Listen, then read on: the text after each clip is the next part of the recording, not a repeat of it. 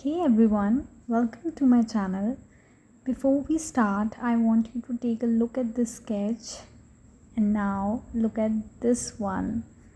Both were drawn just 8 years apart. Today, I am sharing my complete art journey from my earlier sketches to my latest artworks. 8 years. It's hard to believe that it's already been 8 years since I picked up a pencil and started drawing. This is not just an art transformation video, it's a story of practice, patience, mistakes, and growth. 8 years ago, I started drawing with no idea where this journey would take me. These old sketches may not be perfect, but they remind me of where it all began. सबसे ज़्यादा funny बात ये है कि school time पे मुझे बिल्कुल भी ड्राइंग पेंटिंग करना बिल्कुल पसंद नहीं था, बिल्कुल भी बहुत ज़्यादा बोरिंग लगता था। बट जब मुझे वेकेशंस होती थी तो जो हॉलीडेज़ होमवर्क मिलता था वो सब मैं खुद करती थी। अपनी फाइल्स को डेकोरेट करना, चार्ट्स बनाना, स्क्रैप बुक्स बनाना, ये सब काम मैं खुद करती थी। आई डोंट नो तब वो इंटरेस्ट कहाँ से आता था, बट तब मुझे अपना ये काम करना बहुत अच्छा लगता था। फिर जब मैंने कॉलेज में एडमिशन लिया, मैंने फाइनेंस सब्जेक्ट चूज़ कर दिया, जबकि मुझे बिल्कुल अच्छा नहीं लगता था, बट मुझे ये नाम सुन के काफ़ी इंटरेस्टिंग सा लगा, तो मैंने अपने लिए ये सब्जेक्ट चूज़ कर लिया।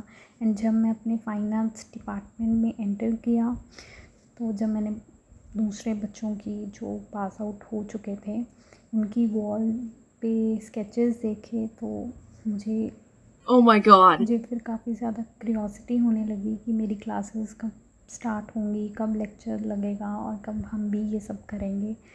तो मुझे यही था कि चलो ट्राई करते हैं, देखते हैं कैसा कैसा लगता है। अगर मैं नहीं कर पाऊँगी तो मैं अपना सब्जेक्ट चेंज करवा दूँगी। बट जब मेरी क्लासेस स्टार्ट हुई तो मुझे काफ़ी मज़ा आने लग गया काम करने में। तब भी जो हमें कॉलेज में सिखाया जाता था वो हम काम करते थे, और ये जो स्केचेस हैं ये मैं खुद घर आके ट्राई करती थी। और तब भी मेरे पेरेंट्स को ये भी स्केचेस इतने ज़्यादा पसंद आते थे।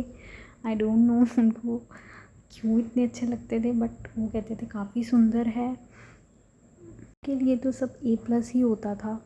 बाकी उस टाइम में मुझे प्रोपोर्शंस, शेडिंग एंड डिटेल्स के बारे में ज़्यादा नहीं पता होता था, बट मैं जो भी देखती थी बस वो ड्रॉ करने का ट्राई करती थी।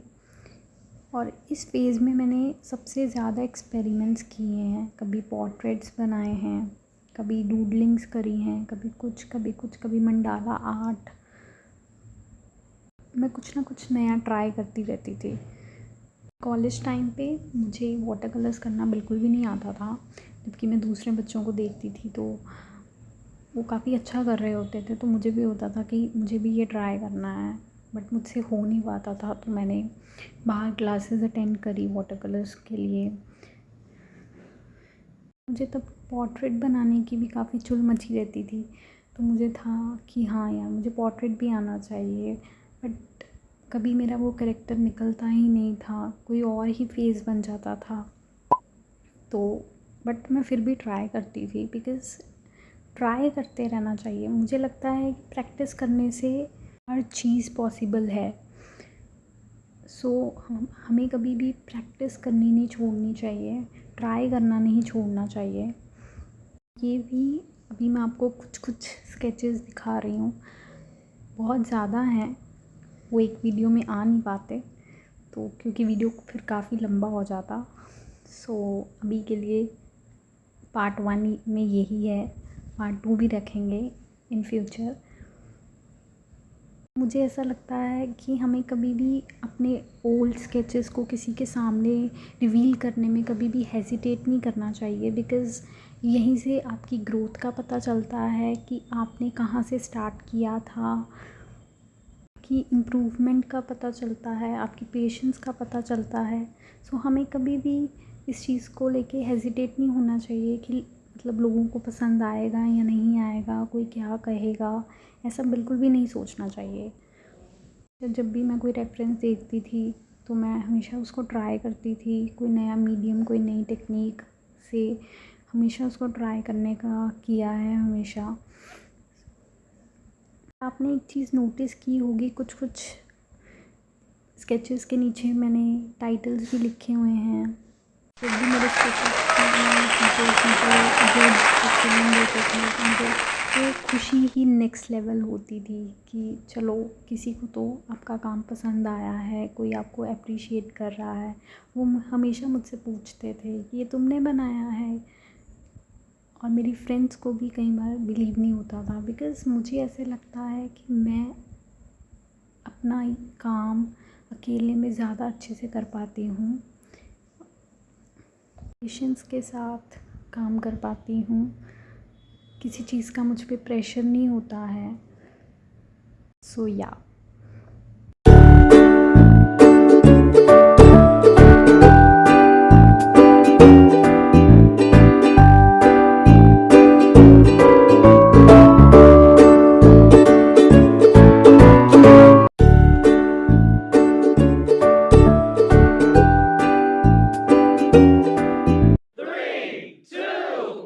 मुझे ऐसा लगता है कि आज जो भी ड्राइंग्स आपको अपनी इम्परफेक्ट लग रही हैं, कल वही आपको दिखाएंगी कि आप कितना ज़्यादा ग्रो कर चुके हो। एंड जब मैं इन्हें अपने 8 साल पुरानी ड्राइंग्स के साथ कंपेयर करती हूँ ना, तो डिफरेंस देखकर मुझे भी खुद को सरप्राइज़ होता है कि ये सच में मैंने ही बनाए हैं।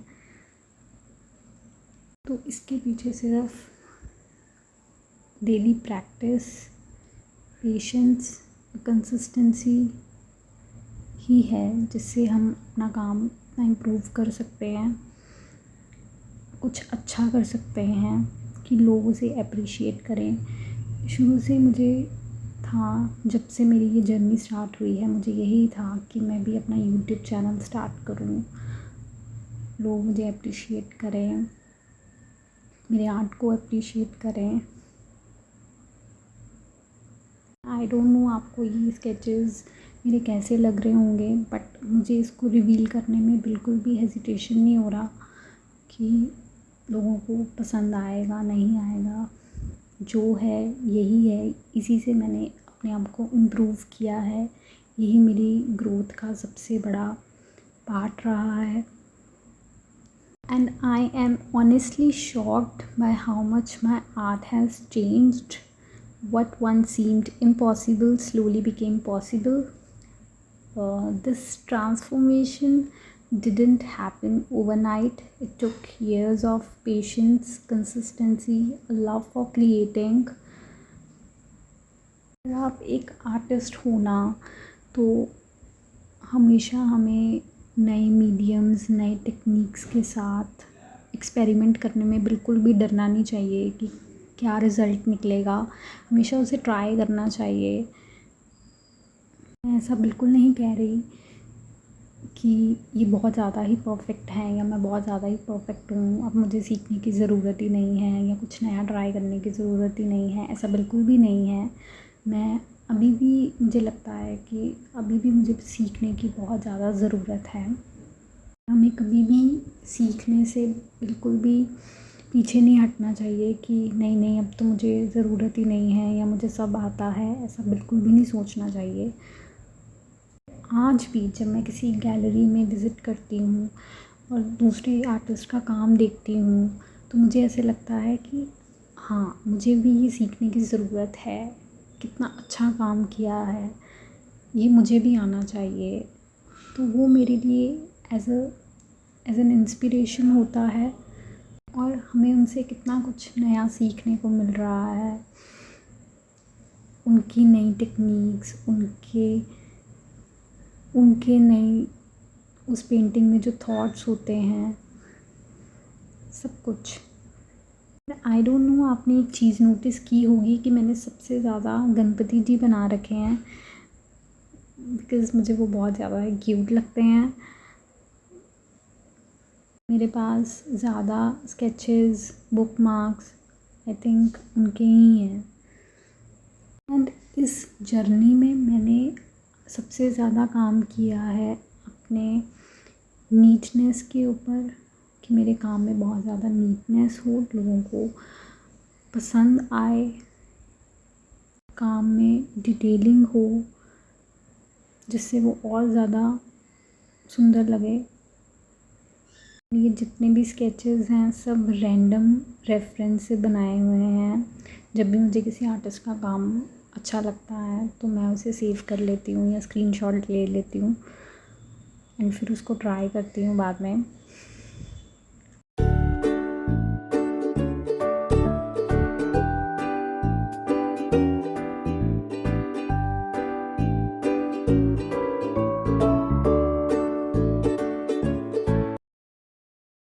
See, one more Ganpati ji.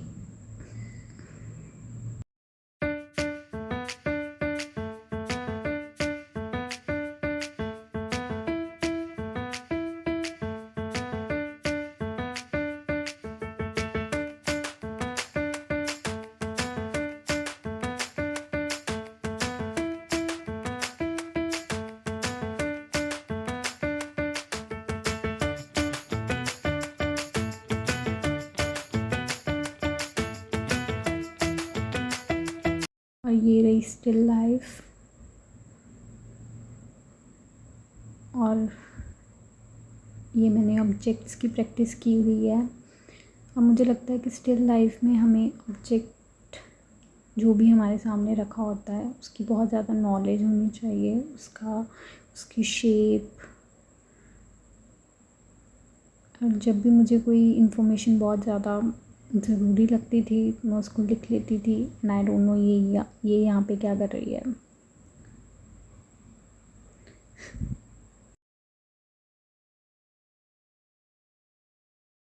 में कुछ ऐसी भी चीज़ें हैं, जैसे जब मेरा कुछ ड्रॉ करने का या पेंटिंग करने का कुछ मन नहीं होता था तो मैं कैलीग्राफी की प्रैक्टिस कर लेती थी, न्यू फ़ॉन्ट्स को ट्राई करती थी।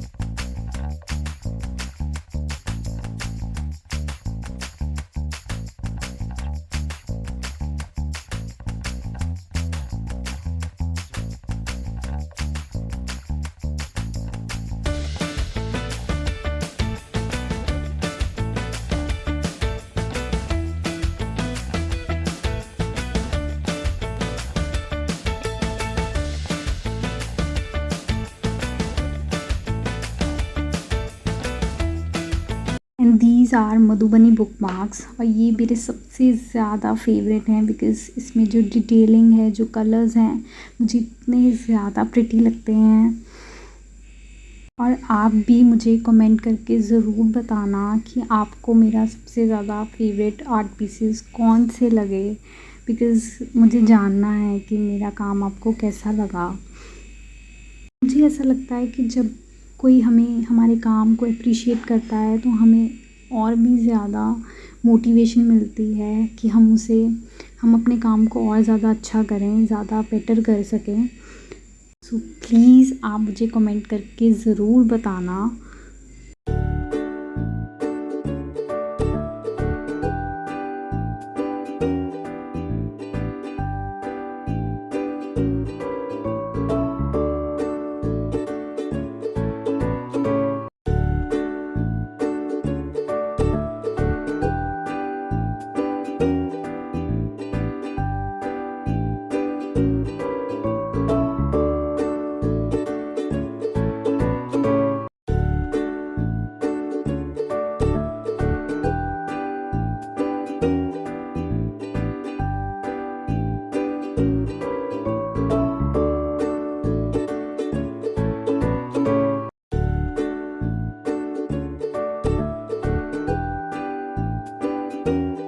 मैं यही बोलना चाहूँगी आप सबको that if you are an artist watching this video, keep going, save your old sketches. One day you will look back and realise just how far you have come. हमें कभी भी अपने पुराने स्केचेस को फेंकना नहीं चाहिए। मैं कुछ लोगों को देखती हूँ जो अपने खुद हाथ से बनाई अपनी पेंटिंग्स को, अपनी ड्राइंग्स को फाड़ देते हैं, फेंक देते हैं, जो कि बिल्कुल नहीं करना चाहिए। बिकॉज़ वो भी आपकी एक ग्रोथ का पार्ट है। उससे आपकी इम्प्रूवमेंट का पता चलता है कि आप कितना ज़्यादा अपने काम को इम्प्रूव कर चुके हो। मुझे ऐसा लगता है कि अगर हम ही अपने काम की वैल्यू नहीं करेंगे तो दूसरे लोग कैसे कर सकते हैं। आप मुझे कमेंट करके ज़रूर बताना कि आपको ये वीडियो कैसी लगी, आपने इससे क्या सीखा एंड मुझे किन किन चीज़ों पे इम्प्रूव करने की अभी भी ज़रूरत है। Please let me know. मुझे बहुत अच्छा लगेगा जब आप मुझे कमेंट करके ये चीज़ बताओगे कि मुझे किन चीज़ों पे अभी भी काम करने की ज़रूरत है।